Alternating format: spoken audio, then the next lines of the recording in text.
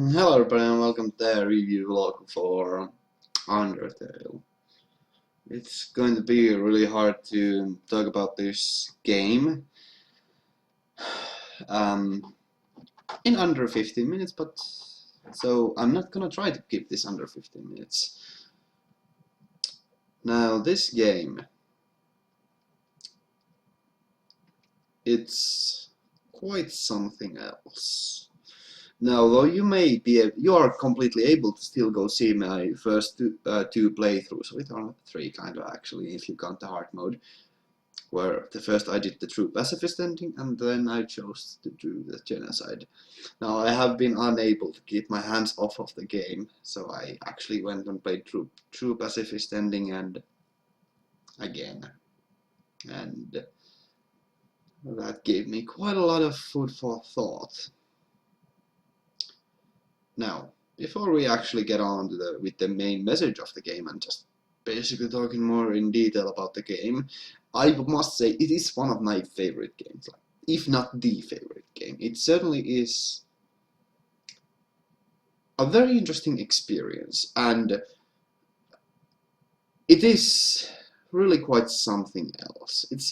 It is unbelievable that this game is the product of a single creator. That a one man could do such an amazing piece of art is just unbelievable. So let's just start with the actually easy parts, which are, let's first talk about the sound design, because this is actually probably the easiest. The soundtrack is freaking amazing, and its use in the game. The game has been purposefully, it has a lot of varied soundtracks. It has a lot of different soundtracks. They're all unique and amazing, and they are very, very good. There are very few that I would say that I don't like that much, but I still like all of them. I even like the haunting theme that plays at certain moments. And I love the way that the game has been designed to have an effective use of silence in certain situations. So not only does it have a solid soundtrack, but it has an amazing use for it as well. And it certainly is really great. Now, if I have to say anything negative about it, it is that some of the tracks are definitely abbreviated from each other. Like, some of the tracks share a few similarities, but that's a very minor point. That's definitely nothing bad, and more than anything, it's a nice recall. So since it kind of, those tracks play few hours apart, it's more a lovely recall to the beginning. The game completely lacks, well, not completely. It doesn't have voice acting in the traditional sense, in the way that people would talk, but rather it does have distinct voices speaking, but they are just basically just bleeps and bloops, just mechanical, electronic noises. But they do have distinct voices, and though that doesn't play a lot of pop, that doesn't come into play often, there are more than anything, in the game over screen, that fact becomes incredibly meaningful if you recognize who is the voice that talks during the game over screen, which, yet again, is an interesting aspect of the game. It is quite magnificent that the creator actually even managed to get something interesting out of not only the game over screen, but also the minute voice acting that he used. So that's pretty incredible, to be honest. Yeah, let's talk about the graphic design department. Now, this has been completely done apparently in Paint, MS Paint. I'm not, I'm not, I don't disbelieve that. Like, I couldn't completely see that, and I could upload that, because there's one single character, or more specifically a boss, that has been created differently. Was it the Photoshop Flowey? Whatever. And yeah, like the character designs at the very least, that all of the character portraits do have a very they have a very consistent character theme with them all, and they do all fit in with the game world itself. Now, I do like that the character portraits are usually moving, and those that are not moving have it's been made purposefully that they are not moving.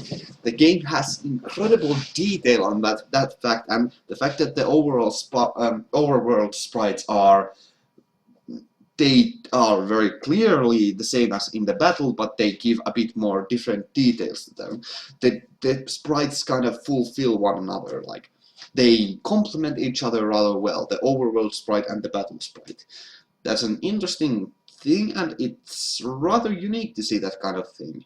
That the fact that the overworld sprite and the battle sprites are complementary like that.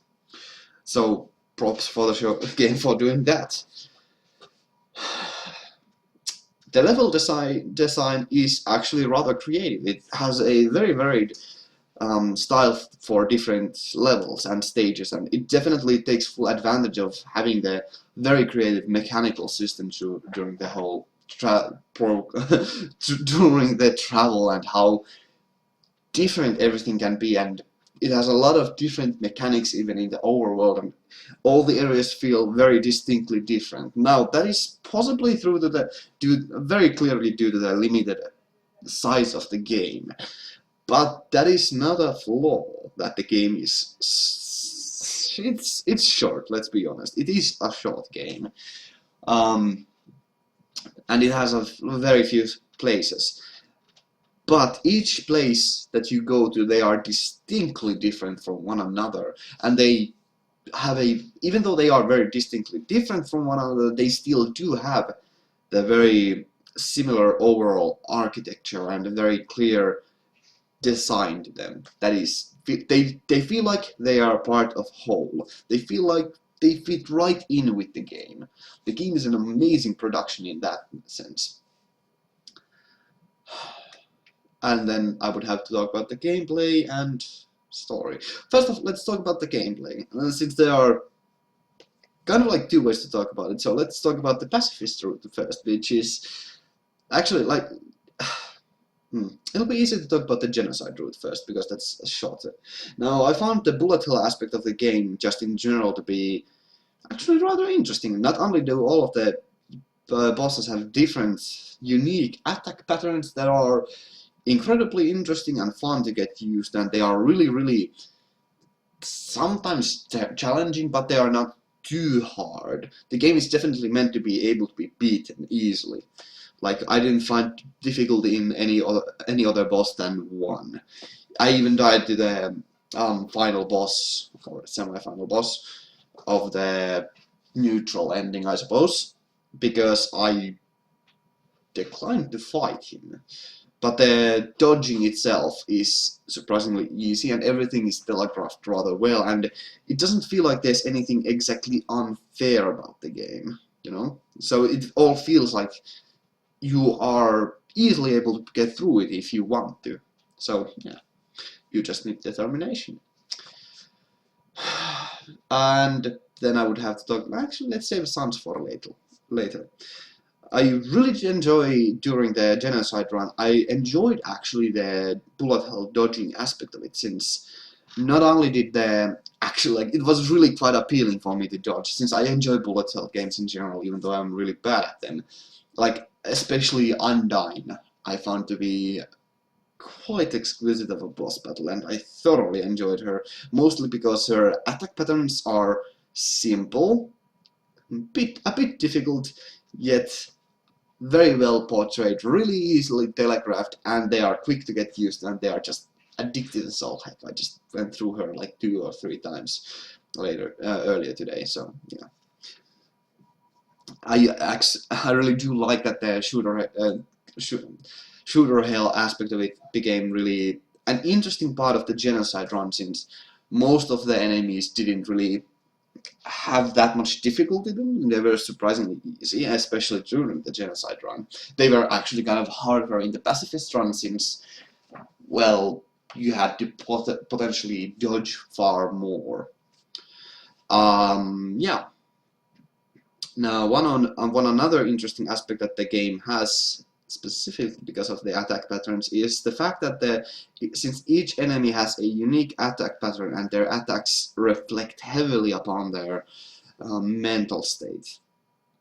And that is an important thing that comes into play on numerous occasions, not the first of which is Toriel, naturally. And that is really freaking amazing that it has portrayed character development. The game portrays character with its attacks. That's just mind-boggling. The fact that there are some of the bosses will not hurt you, and that they visibly change their attack patterns depending on how the battle is going, and just everything about the battle system is, though it isn't exactly innovative, it just combines aspects from past games and makes them into a wonderful blend of uniqueness and uses it to its full advantage. Then naturally, the fact that you can spare everybody is just amazing. I absolutely love that there is that option, and though it is kind of tempting to kill some of them to just get it over with, and especially how hard it is to, like, if you get on the track that you will never ever fight, it is impossible to win the game. It's really quite interesting in that manner that you actually cannot in the first run spare everybody, even no matter how much you want that. I found that to be rather cool. Just basically because you have to abandon your morals to beat the game. It's really, at least that's how it felt to me, so that's good. It's really good. Yeah. And the fact that itself, like, the game resembles an RPG, but it really isn't that much, since it has just pseudo RPG elements, and they are used mostly for the purpose of the final curveball of EXP being execution points and level, or LV, being love, which stands for level of execution. The fact that they use the RPG elements more as a way to give you a curveball and break the fourth wall and criticize just usual general gaming tropes like that is very cool. So let's talk about the story itself now, or rather the story aspects of it. Now, I found the game's on the offset, the story itself seems to be, well, it's a very basic story that very quickly develops into something more. It has a lot more going to it that is apparent on the first playthrough, and there's a lot more to it that could be even like, well, I think everybody explores the game's depth to their own, how much everybody wants. Like, it is truly a game that you just get as deep into as you want to. You explore it as much as you want to. You never feel forced to explore more of it, and you don't really have to explore more of it than you have to, but it's nice that there is a lot of depth to it. And though a lot of the fan theories are just speculation and just crazy theories based on some loose evidence here and there, that's just fine by me. It is interesting how the game uses the fact that it is a game is used as a way to deliver an interesting impact on the whole general consensus of gaming. More so, the fact that they break the fourth wall on numerous occasions to deliver a harsh message that, like, it's interesting how, like, it kind of feels like a wake-up call that you should actually think about your actions more than you do. Yeah. I mean, I suppose I should probably get to the main crux of this whole thing, what that I kind of wanted to talk about, since it's really quite something. And that is Kara. Just her existence.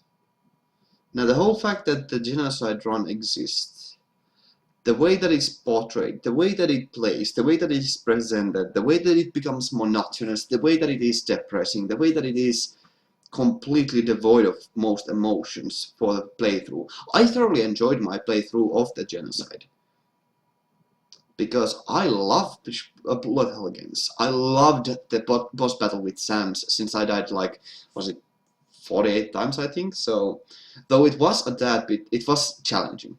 Yeah, it definitely was challenging. It felt amazing to play it because it was really well done. I really enjoyed that. Oh, it was a few hours well spent. But the Genocide run itself, the way that it was meant to be, more of a gut punch and more of the moral of the game itself. Why are you choosing to do this?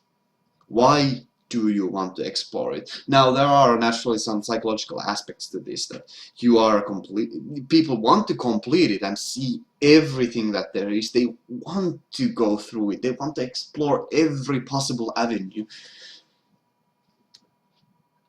But the game itself presents this question, indirectly though. Why? Why exactly do you want to kill everybody? And that is an amazing. It's amazing how the game breaks the fourth wall, so so interestingly to do that, to deliver that message that this is wrong and this should not be. This is sick and twisted. Yet it's our curiosity that drives us forward to do just basically inhumane things. Now, I didn't really feel that way during my playthrough of the Genocide, not even actually after I completed it, because I was just like, I had completed the game. Although the ending was, well, I destroyed the game. And it was quite shocking. It was very well done. And I had to give up my soul to get the game back. I still found that to be an incredibly intriguing, very compelling experience. But the fact that that spawned Kara, and the fact that she cannot be get rid of, I mean she can be, but that's the boring way to do it. The fact that now that I have awakened her, she will never disappear. There will be no more happy endings, since all of the playthroughs of the game are canon at the same time. And Sans is the constant reminder of that. It's an interesting thing that the game makes me question why I played it more than the true pacifist ending. Why did I choose to go through Genocide? I will never again reach happiness with the game because of that. And that is amazing. That is a powerful message, and I love that the game even presents it. It's truly a haunting experience, and it is definitely an experience that I will remember for the rest of my life. And it certainly is done in really great aspects. Just the fact that the Genocide run has severe consequences until the end of, well, until I edit the files, is, frankly speaking, amazing. Though it is definitely not unheard of. Like, the fact that the game does recognize your past playthroughs of it, I mean, that's not a new concept. It's definitely done previously, but the way that the game presents it, the way that the game criticizes the gamer's strive to perfection, the gamer's strive to completion, that itself is rather unique. And I can't name any experiences where the same message is portrayed in such a powerful and creative way.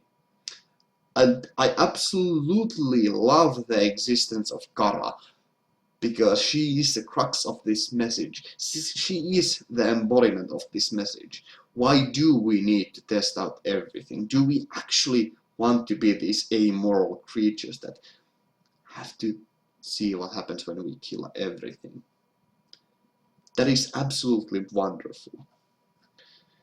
Now, I do like, I'll end this on a rather happier note, and that is to talk about the characters, because I absolutely love the cast, though it is surprisingly limited. There are like what like less than 10 characters that are worth naming.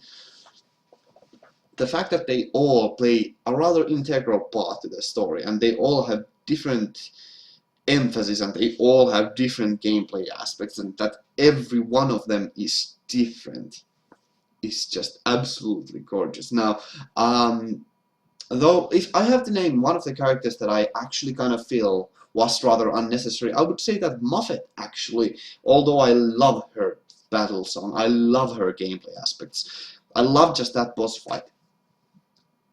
I feel like she was a tad bit out of place and unnecessary.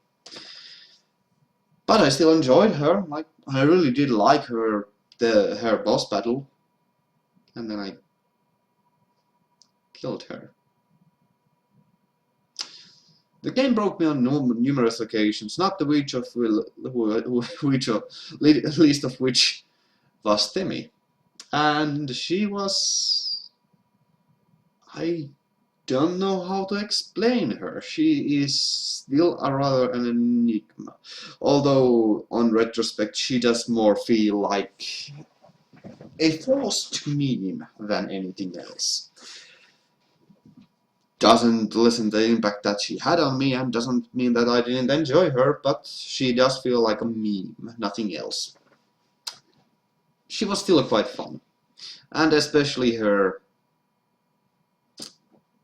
Yeah, there are a lot of aspects about her that could be talked in detail about, but she was just funny. And though I do feel like she was again something that was mostly inserted into the game to make it for more funny and have a little interesting joke there, that's just fine by me. So,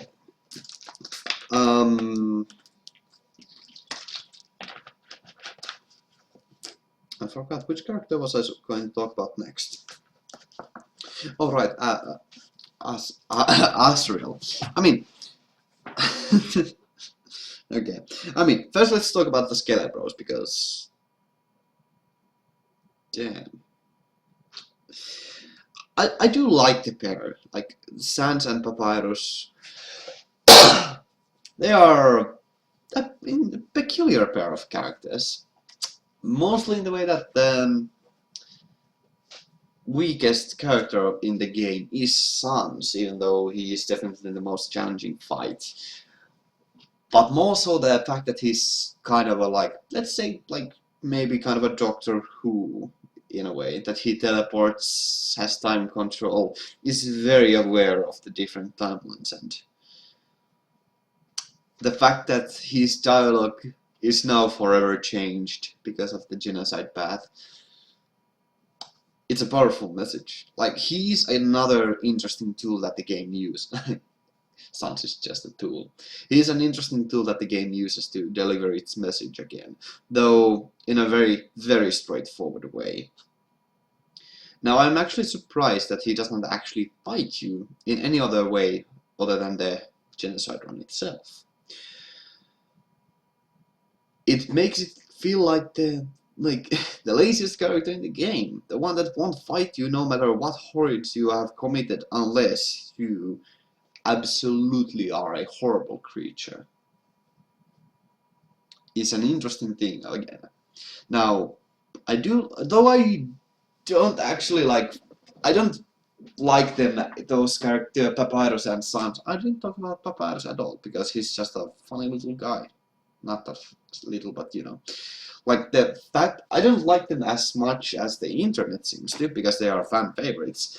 I still like them, and they are a very, very different, well, very wildly different from the rest of the cast. Mostly because, well, okay, not that much, but Sans definitely is. Papyrus not so much. He fits very well in with the whole crowd. Now, the interesting thing with Sans itself, and how Sans doesn't feel like he fits in that well, is because, like, the font itself, Comic Sans, it is purposefully meant to be very, very vague and it's a vague font that is very unappealing and very plain, which in itself creates an odd sense of uncanny. And that uncanny is carried throughout his dialogue, not only because of the font itself, but also naturally because of what he says and how he observes you. Um, I have very little to say about Alphys. She is quite fun and adorable. Same with Undyne, though I enjoyed battles with her the most, because I found them to be fair, fun, interesting, yet a tad bit challenging. I have very little to say about her because she's just fun and enjoyable. Now, there are a lot of interesting characters in the endings, such as Asriel and naturally Frisk. Kara herself could be explored even a bit more. I won't go too much into detail. And naturally also the enigma that is Guster. They are all interesting characters. And interesting how Flowey is also Asriel, and how like that the fact that he has such an interesting multiple personalities is just fine. Asriel the Dreamer or the Murder. It's just fun. It's interesting. Yeah. I think I should talk about the endings of the game. So first of the pacifist or the neutral ending. I mean, I didn't talk about Toriel and Asgore. Yeah, Asgore. I forgot his name for a moment. Those two are truly one of the most emotionally heavily loaded characters in the game, especially during their fights. And it is so well done that I absolutely love how it was done. And they are truly, truly magnificent in that manner. Now they are definitely used more for the heavy emotional message of the game, rather than any... Well, they do definitely, like, of course they are the main driving forces behind the story itself, but they also have the high emotional impact. That's not wrong. So yeah, let's talk about the endings. Now the true ending itself, or rather the neutral ending. It's for first gameplay, it's just fine, because that's where just optimally one character dies. Potentially almost everybody dies. It's an interesting ending, and especially the fact that it has so many interesting fourth wall breaking moments makes it rather something else. Right, I should have talked about the True Lab. Now, the True Lab itself I found to be one of my favorite things about the game, because I enjoy these kinds of bleak, dark depictions of the darker underside of worlds and settings just in general. And I found the True Lab to be a very good version of that, a very good representation of that, and a truly sick and twisted one as well.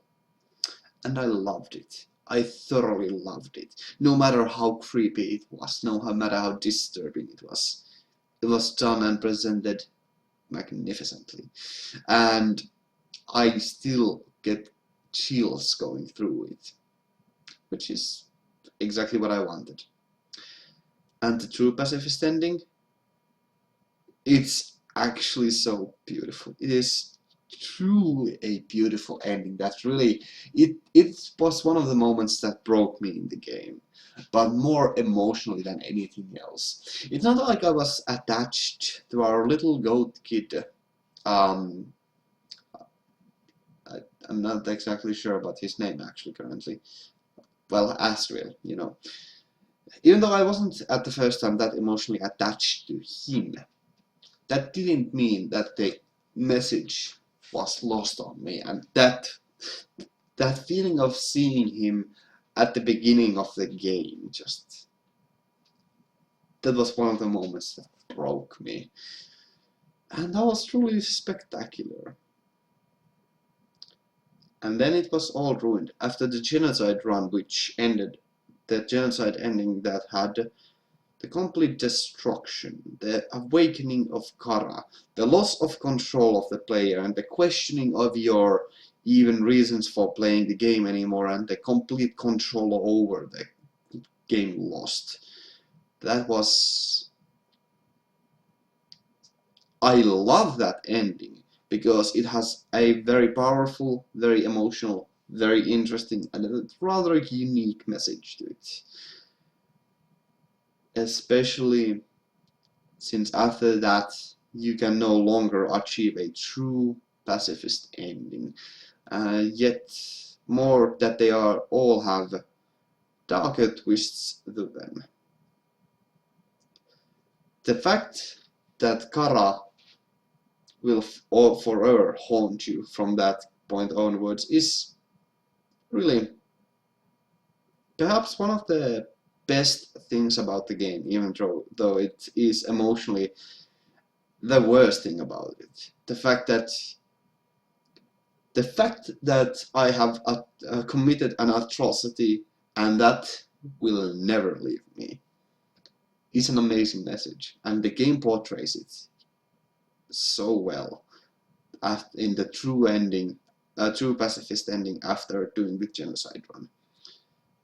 And yeah, now I think the game still has some points to it that are maybe not as good. Like it was short, but it was sweet and short. Some of the characters were unnecessary. The jokes were often not that funny. It had some strange parts to it, and some of the boss battles were kind of lame, and